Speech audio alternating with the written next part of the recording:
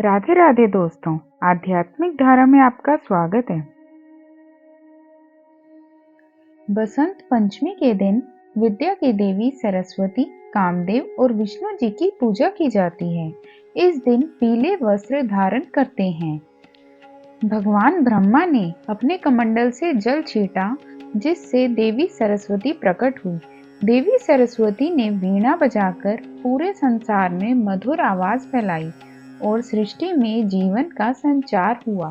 तभी से देवी सरस्वती को ज्ञान, संगीत और कला की देवी माना जाता है और इस तिथि पर बसंत पंचमी मनाई जाने लगी।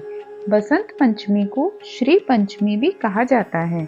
तो चलिए शुरू करते हैं बसंत पंचमी की पौराणिक कथा शुरू करने से पहले चैनल को सब्सक्राइब करें और बेल आइकन दबाएं, जिससे कि आपको हमारी नई वीडियोस की नोटिफिकेशन मिलती रहे।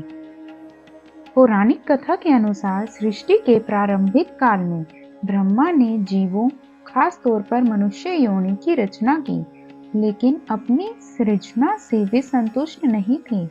उन्हें लगता था कि कुछ कमी रह गई है, जिसके कारण चारों ओर मौन छाया रहता है।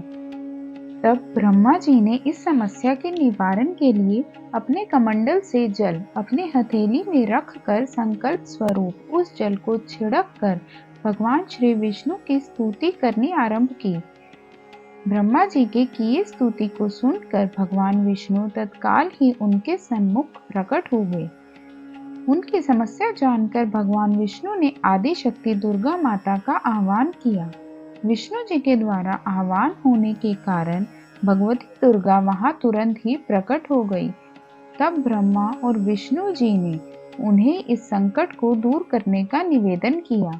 ब्रह्मा जी तथा विष्णु जी की बातों को सुनने के बाद उसी क्षण आदि शक्ति दुर्गा माता के शरीर से श्वेत रंग का एक भारी तेज उत्पन्न हुआ, जो एक दिव्य नारी के रूप में बदल गया। यह स्वरूप एक चतुर्भुजी सुंदर स्त्री का था, जिनके एक हाथ में वीणा तथा दूसरे हाथ में वर मुद्रा थी। अन्य दोनों हाथों में पुस्तक और माला थी। आदि शक्ति श्री दुर्गा के शरीर से उत्पन्न तेज से प्रकट होते ही उन देवी ने वीणा का मधुर नाद किया, जिससे संसार के समस्त जीव जंतुओं को वाणी प्राप्त हो गई। जलधारा में कोलाहल व्याप्त हो गया। पवन चलने से सरसराहट होने लगी। तब सभी देवताओं ने शब्द और रस का संचार कर देने वाली उन देवी को वाणी का अधिष्ठात्री देवी सरस्वती कहा।